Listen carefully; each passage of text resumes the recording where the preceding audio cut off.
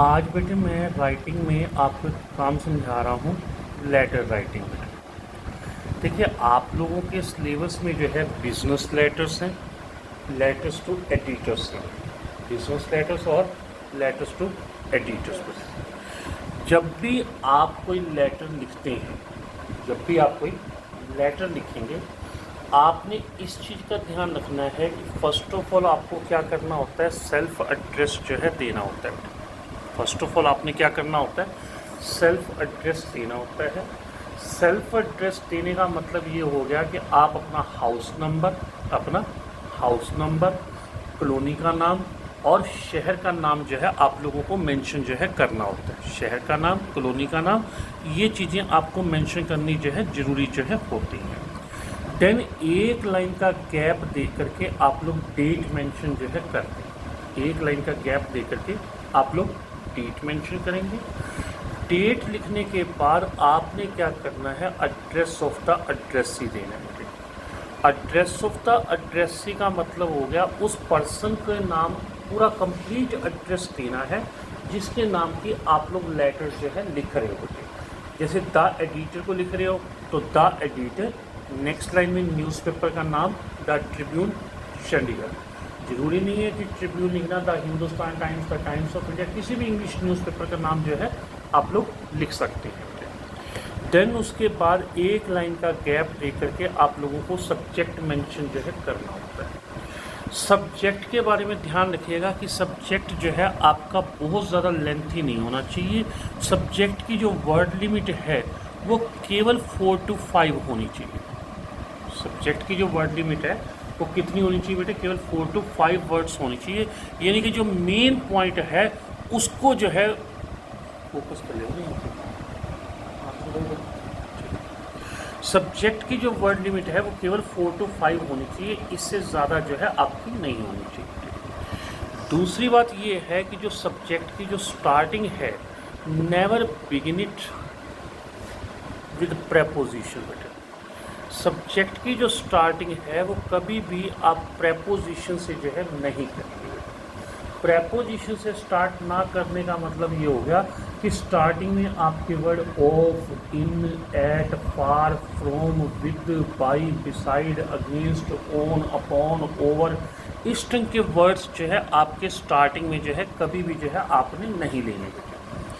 Then subject के ठीक नीचे आपने वर्ड यूज़ करना होता है सर। सब्जेक्ट के ठीक नीचे वर्ड यूज़ क्या करना होता है, सर। अब यहाँ पर आपने इस चीज़ को ध्यान में रखना है कि पहली बात तो ये जितनी भी आपकी चीज़ें हैं वो सारी चीज़ें आपकी सिमेट्रिकल फॉर्म में जो है आएंगी। सिमेट्रिकल फॉर्म का मतलब हो गया कि आपका वर्ड के नीचे वर्ड जो है आना चाहिए, आपका वर्ड के नीचे वर्ड आना चाहिए। कोई भी वर्ड आपका दाएं बाएं जो है मतलब कि नहीं जाएगा, कोई भी वर्ड आपका दाएं बाएं जो है नहीं जाएगा। दूसरी बात बेटे ये आती है कि लास्ट में जा कर के पंचुएशन का कोई भी साइन आप यूज़ नहीं करेंगे। मतलब लास्ट में कहीं कोई फुल स्टॉप, कहीं कोमा, और इवन सर के बाद भी कोमा जो है आपने नहीं लगाना। एक बात और, ये जब आप डेट लिखोगे तो कहीं पर भी आपको DATE लिखने की ज़रूरत नहीं है। DATE लिखने की ज़रूरत आपको नहीं है, सीधा आप डेट मेंशन कीजिए। जैसे आज होगी अगस्त 13, 2020, अगस्त 13, 2020। मतलब पूरी डेट लिखने का एक स्टाइल जो है रखिए और वो उसी हिसाब से जो है आपने लिखनी होती है। दूसरी बात ये आती है कि ठीक सर के नीचे वाले वर्ड से आप बॉडी ऑफ द लेटर बनाना जो है स्टार्ट करेंगे। सर के ठीक नीचे वाले वर्ड से आप बॉडी ऑफ द लेटर जो है बनाना स्टार्ट करेंगे, और वो बॉडी ऑफ द लेटर जो होगी वो आपने बनानी होती है यूज़ ओनली प्रेजेंट टेंस में। बॉडी ऑफ द लेटर में आपने कौन सा टेंस यूज़ करना होता है बेटा, सिर्फ प्रेजेंट टेंस जो है यूज़ है करना होता है। देन उसके बाद जब ये लेटर कंप्लीट हो जाएगा आपका, तब लेफ्ट हैंड साइड पे ही आपने क्या करना होता है, या तो वर्ड यूज़ करना होता है your sincerely. Sincerely word use करना होता है जब आप बिजनेस लेटर्स लिख रहे हो या ऐसे लेटर्स जहां आप अपनी क्लोजनेस शो करना चाहते हैं। बिजनेस लेटर्स लिख रहे हो या अपनी किसी पर्सन के प्रति क्लोजनेस शो करना चाहते हो तो वहाँ पे वर्ड यूज़ होता है सिंसियरली। एक वर्ड यूज़ करते हैं हम लोग yours faithfully. Faithfully word use करते हैं जब आपने किसी ऑफिसर के नाम जो है लेटर लिखना हो। अब आपके स्कूल का प्रिंसिपल भी एक ऑफिसर है, आपके स्कूल का प्रिंसिपल जो है वो भी जो है एक ऑफिसर है, तो वहाँ पर भी आप प्रिंसिपल के लिए भी फेथफुली वर्ड जो है यूज़ कर सकते हो। और तीसरी बात आती है, एक वर्ड लिखना होता है योर्स ट्रूली। योर्स ट्रूली ये स्पेशली तब लिखना होता है जब आपने एडिटर्स के नाम जो है लेटर जो है लिखना हो बेटे, जब आपने एडिटर्स के नाम लेटर जो है लिखना हो बेटे। दूसरी बात है, ये तो हुआ सिंपली एक लेटर का फॉर्मेट, सिंपली एक लेटर का फॉर्मेट हो गया बेटे। उसके बाद देखिए आपने बनाना कैसे है। जैसे मान लीजिए सपोज किसी केस में आपका सेल्फ एड्रेस जो है, पहले मैं बिजनेस लेटर्स करवा रहा हूँ आपको।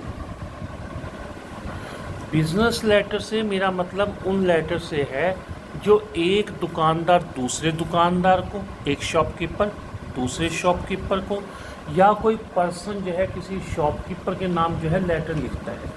ये वो लेटर होते हैं जैसे आपने कोई सामान परचेज किया, कोई टीवी परचेज किया, वो सही ढंग से काम नहीं कर रहा, या आपने जो है कोई सामान मंगवाया वो उन्होंने गलत मटेरियल भेज दिया, ठीक है, या आपने किसी सामान की कोटेशंस वगैरह जो है मंगवानी है। ये उस ढंग के जो लेटर्स होते हैं वो कौन से होते हैं, हमारे बिजनेस लेटर्स जो है होते हैं। जैसे सपोज पहले एड्रेस दे दिया हमने सनी स्पोर्ट्स हाउस, ये हमारा सेल्फ एड्रेस जा रहा है Sunny sports house, red road, Ludhiana. जो सेल्फ एड्रेस है वो आपका मैक्सिमम आप 2 लाइनों में कवर करेंगे, तीसरी लाइन इसके लिए यूज़ करने की ज़रूरत नहीं है। बाकी जैसा पेपर में दिया होगा उसी ढंग से आप काम जो है मतलब कि करेंगे बेटे। Sunny sports house, red road, Ludhiana. Then date बेटे, डेट जैसे आज होगी 13 अगस्त 2020 बेटे, ठीक है। देन उसके बाद जिसके नाम लेटर लिखना है, मैसेज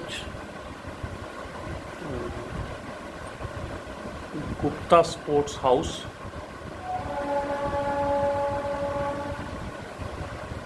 लिंक रोड,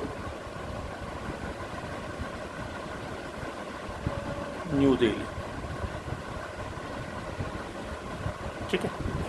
अगर यहाँ पे वो कहते हैं कि द मैनेजर के नाम लिखो या द जनरल मैनेजर के नाम लिखो तो आपको पोस्ट मेंशन कर देनी है। वैसे अगर नहीं भी दी तो आप अपनी तरफ से मेंशन जो है कर सकते हो। मुझे ध्यान नहीं रहा मेंशन करना, आप यहाँ पे लिख दीजिए, मैं इधर साइड में लिख रहा हूँ द मैनेजर। ये ध्यान है ना, मेरे से गलती हुई है कि ध्यान नहीं रहा मुझे, आपने यहीं पे लिखनी है पोस्ट, लेकिन लाइन बीच में एक छोड़ोगे, एक द मैनेजर। मैं दोबारा लिख देता हूँ, कोई बात नहीं, मुझे तो गलत याद रहेगा तुम्हें। जैसे मैंने कहा Sunny sports house,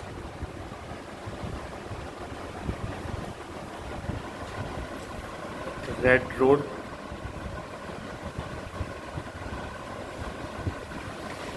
Ludhiana. Then date August 13 2020, the manager. ये पोस्ट लिखनी ज़रूरी होती है बेटे, वैसे पेपर में गिवन होती है, पर अगर बाई द वे नहीं भी गिवन तो आप अपनी तरफ से मेंशन कर सकते हो। The manager ABC sports house, link road, new Delhi. ये सारे एड्रेस जो है आपको जो है गिवन जो है होंगे पेपर में। देन उसके बाद सब्जेक्ट बेटा। अब पहला जो बिजनेस लेटर आता है वो आता है सीकिंग कोटेशंस।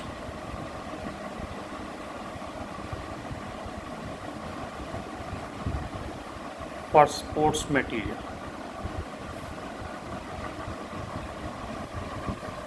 सर, कोटेशंस होती हैं जब आपने कोई सामान बहुत ज़्यादा क्वांटिटी में मंगवाना हो। जब आपने बहुत ज़्यादा सामान क्वांटिटी में मंगवाना हो तो हम रेट लिस्ट वगैरह जो है मंगवा ली जाती है। रेट लिस्ट मंगवाने का मतलब ये हो गया कि उस रेट लिस्ट के थ्रू हमें ये पता चल जाता है कि हमें क्या डिस्काउंट मिलेगा, कैसे क्या होगा, क्या जो है नहीं होगा। ये 4-5 बिजनेस लेटर्स हैं जो जिनकी वर्डिंग बहुत कम चेंज जो है होती है, और ये पेपर में भी एज इट इज़ आती है, इसलिए इनको मैं ही डिक्टेट करवाऊँगा और उनको एक बार आप पढ़ लेना, आपको अपने आप समझ में आ जाएगी किस ढंग से बनाने किस ढंग से नहीं बनाने।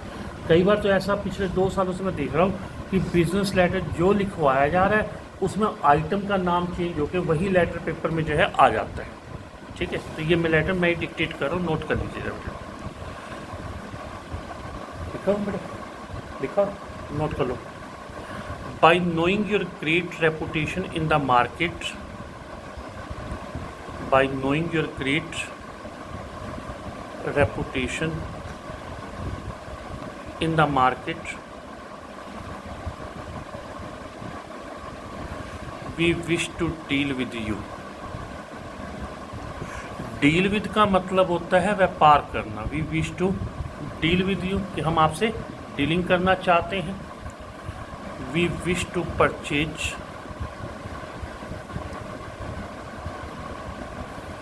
अ bulk quantity of sports material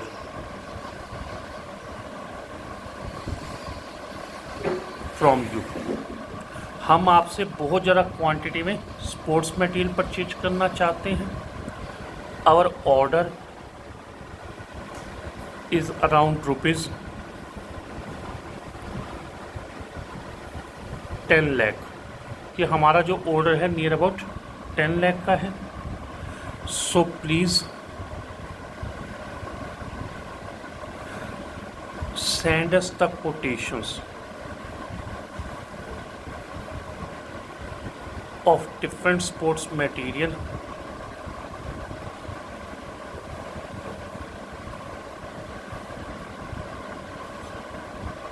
available with you. So please send us the quotations of different sports material available with you. ये हो गया आपका फर्स्ट पैराग्राफ। सेकंड पैराग्राफ में आप अपने आप को इंट्रोड्यूस करवाइए थोड़ा सा। We are also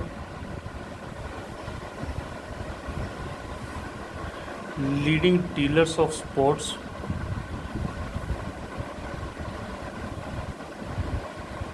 in this area. We are also leading dealers of sports in this area, and we have 3 sports houses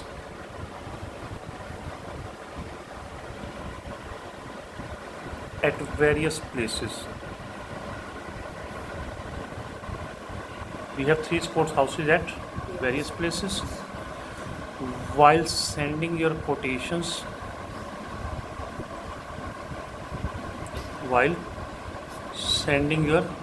quotations, please mention the following things very clearly.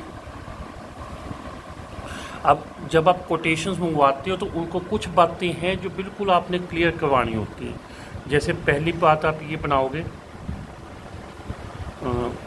Mode of payment, कि payment किस वे में होगी, mode of payment. Then आपने बताना है credit facility,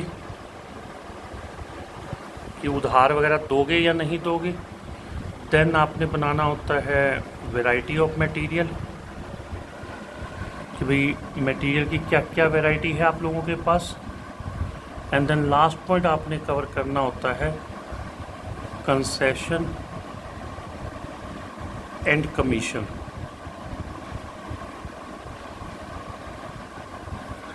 you are